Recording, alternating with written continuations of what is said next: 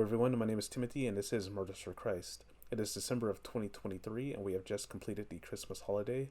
Nevertheless, for my very first video for this channel, I would like to discuss the events surrounding the birth and early childhood of Jesus Christ.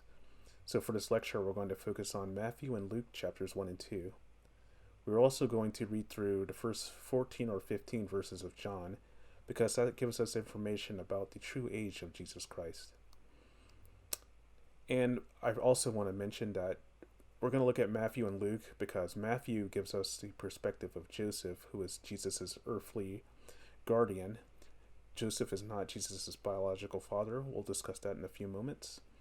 And we also get the perspective of Mary in Luke, and that is, of course, Jesus' mother. So let's go ahead and get started.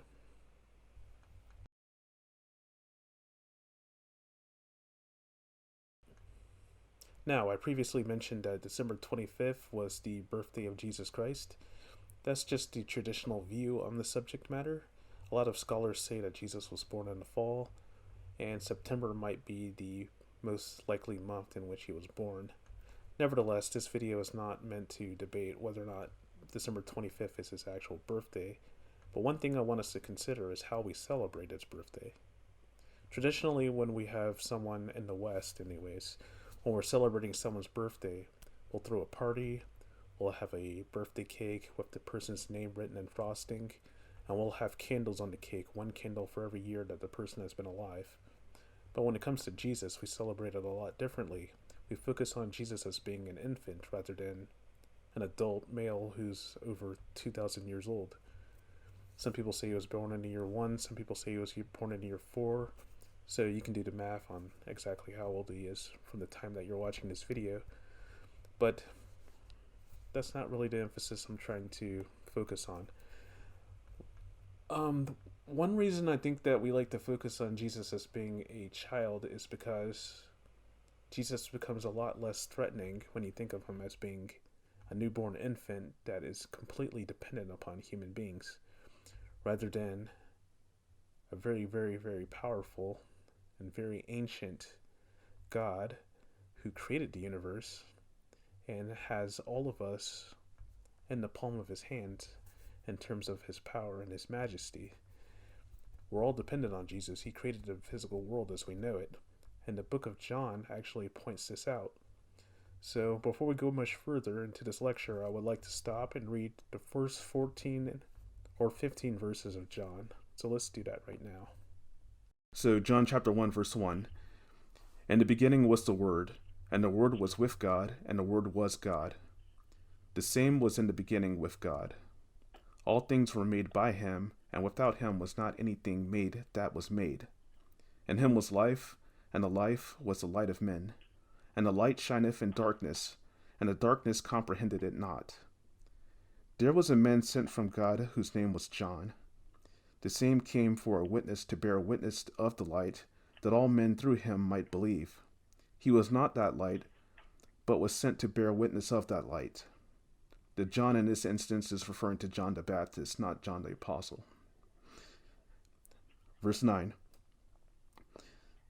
That was the true light, which lighteth every man that cometh into the world. He was in the world, and the world was made by him, and the world knew him not.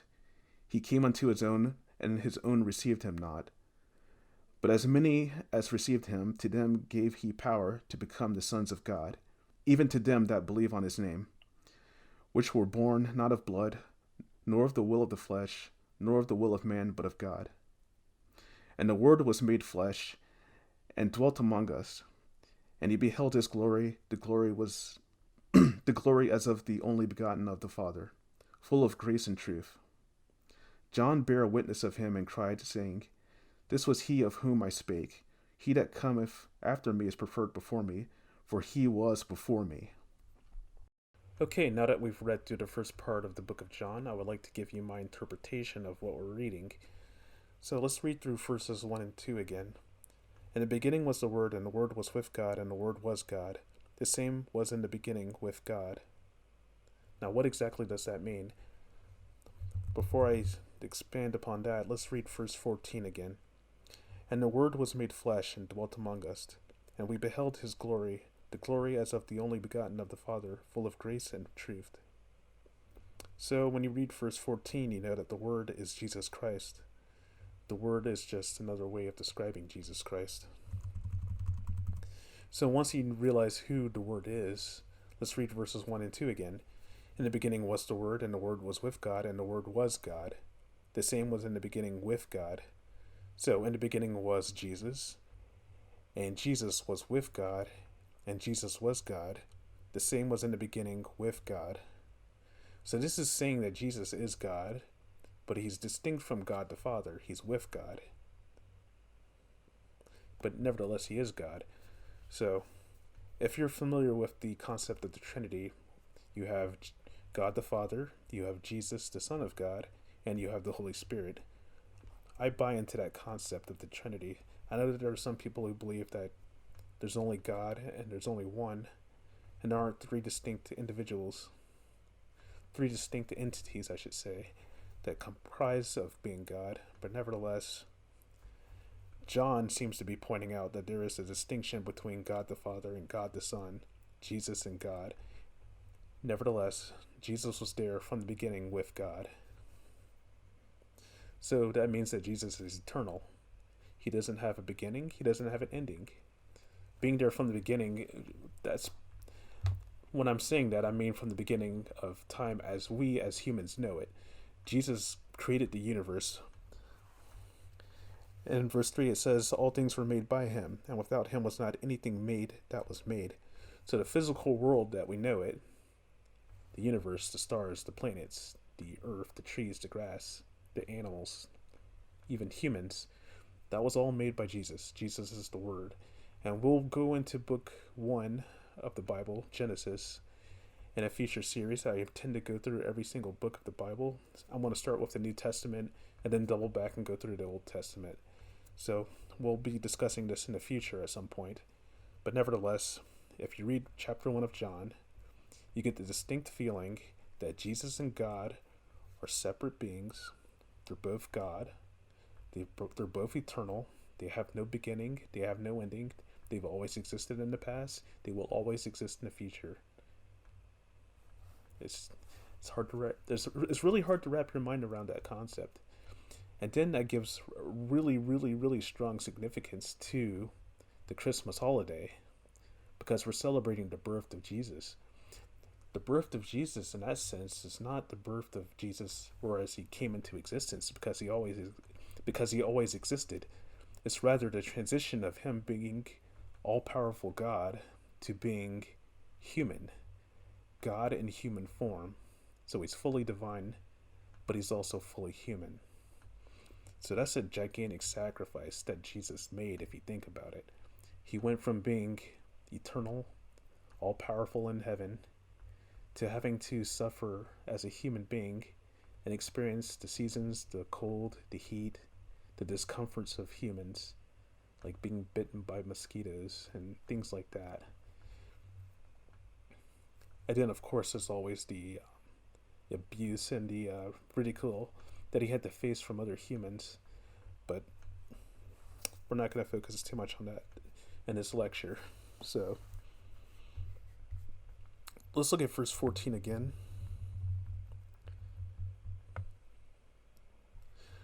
Let's look at what it says in parentheses. And we beheld his glory, the glory as of the only begotten of the Father. So the word begotten means to be procreated. So if you think of like a family, you have a mother or father and two children. The two children were begotten by their parents. So when we think of Jesus as being begotten, for me that means we're talking specifically about the time when he went from being divine to being human. So he was created as a human. So that's where he's being procreated. And we'll talk about that when we get into Matthew and Luke in a moment. But in summary, these are the major points that I wanted to bring out from John. Jesus created the physical world. Jesus has been around since the beginning. He's eternal. He doesn't have a beginning. But at the beginning of time and the world as we know it, he's been around since then. And he is also begotten because he transitioned from being fully God to also being human. So the thing about Jesus being begotten is just that he had a physical body created so that he could live amongst us. And that's the real reason why we celebrate Christmas. And that's also why I don't really take issue with us celebrating Jesus and thinking of him as being a baby, because it's a really powerful thing when you think about it.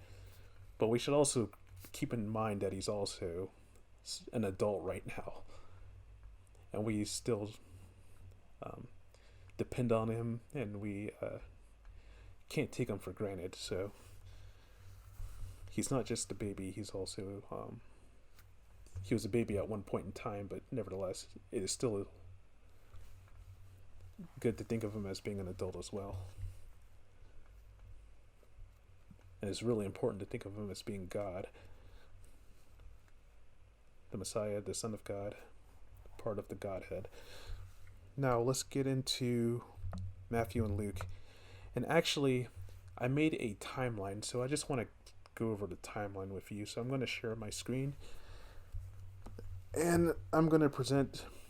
I'm not going to go into too much detail relaying the storyline in Matthew and Luke, going verse by verse. I just want to give you a really broad overview because, like I said, I'm going to be going through the books of Matthew and Luke in future video series. So let me just give you the highlights of the events surrounding Jesus' childhood. Okay, so this is the timeline that I wanted to share with you that I made. And it's giving you a really brief rundown of some of the key events in Matthew and Luke, chapters 1 and 2. And let's look at the very first variation of the timeline.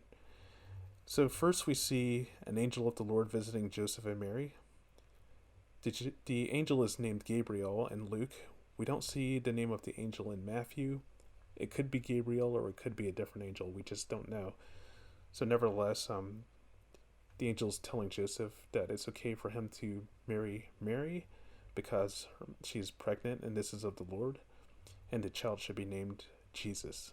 So Mary and Joseph do get married. In Luke, the angel Gabriel is just telling Mary about what is going to happen, and he gets her permission and she agrees to participate and become the mother of Jesus. Now, the next thing that I want to focus on is the movement towards Bethlehem and to Jerusalem. So Mary and Joseph go to Bethlehem to pay taxes, Luke chapter 2, verses 1 through 4. Verse 7, we see Jesus has been born and he's been laid in a manger. An angel goes to visit the shepherds in the field and tell them that the Messiah was born, and that's when Jesus is visited by the shepherds. In Luke chapter 2, verse 22, Jesus goes to Jerusalem. His parents take him to the temple to present him to the Lord. And now I think the next thing to consider is what happens after verse 38. This is just me making the implication. Jesus and Mary and Joseph have to return back to Bethlehem at this point. Luke doesn't say that this happens. Luke says that they go to Galilee and they go to Nazareth after the events in the temple, but I believe that they actually went back to Bethlehem. And at this point, they're living inside of a house. It might be that they're in a hotel. It might be that they're staying with relatives. I'm not sure, but nevertheless, they're inside of a house at this point. And then we go back to Matthew chapter 2, verse 1 through 10, and we find out about the wise men. They've been traveling to Jerusalem, and they're trying to find Jesus, and they're pointed to go to Bethlehem. So they meet Jesus, they give him the gifts. And then next, we have to focus on the events of when Mary, Joseph, and Jesus flee Israel and go to Egypt. And then they eventually return to Nazareth. So we see Matthew chapter 2, verses 13 through 15. That's when they have to go to Egypt. Verse 16, Herod slaughters all of the children. And I've always thought of it as Herod slaughtered the male children, 2 years old and younger. But Matthew doesn't distinguish whether or not it's just the male children versus all children. So that becomes a really, really gruesome scene if you think about every single child 2 years of age and under being killed. Male and female. That's just really sad. So, verse 19, Herod does die, and Joseph takes the family back to Israel. In Luke chapter 2, verse 39, that's when we see the family goes back to Nazareth. And that's where they make their home. This was what made sense to me when I first started thinking about this. And I actually looked around to see if other people had their own timeline that they've made. And I've seen other sites that actually agree with this organization of the events. So I nevertheless made an alternative in case you don't think that this meshes up really well. So let's look at my variation. Variation 2, you have, of course, the angel visiting Mary and Joseph. Then everything that happens in Bethlehem takes place at one time, perhaps. So Mary and Joseph go to Bethlehem to pay their taxes. Jesus is in the manger, and he's visited by the shepherds. And then they finally meet the wise men. But there's going to be some sort of a gap between the time that Jesus is in the stable versus when the wise men approach Jesus, because, well, Jesus is in the stable at one point, but then in Matthew, Jesus is inside of a house, and that's when the wise men come and visit him. I would like to think that people in the town realized, oh, Mary just gave birth and there's a newborn child. Let's give her a room in one of the hotels. So I think people were probably just kind enough to bring the family in so that they have a better place to stay while Mary recovers from giving birth. And then I believe after that, Jesus would have gone to Jerusalem.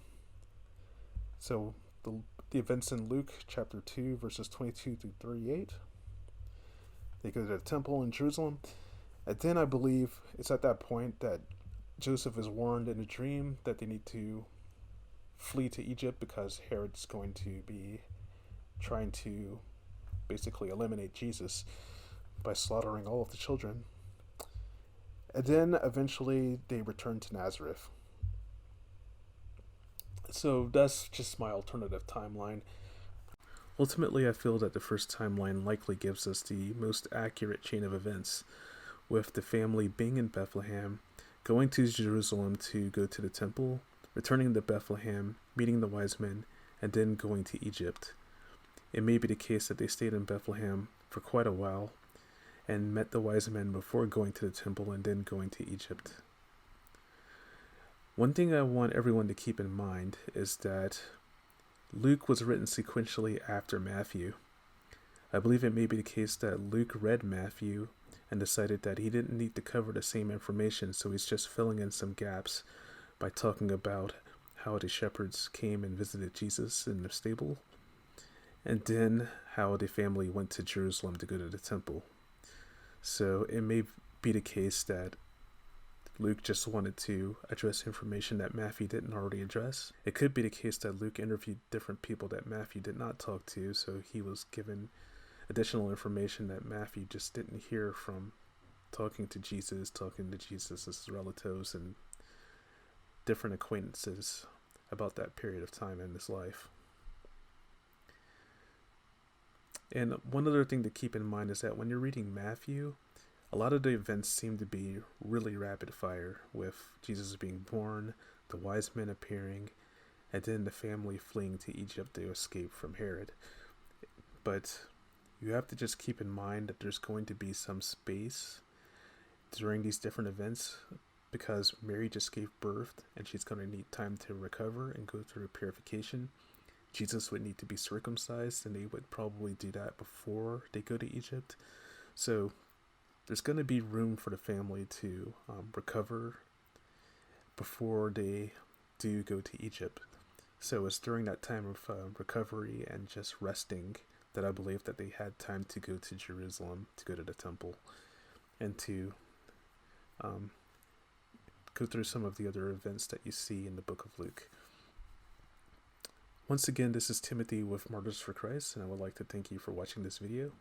Please stay tuned for another one, which should be available fairly soon.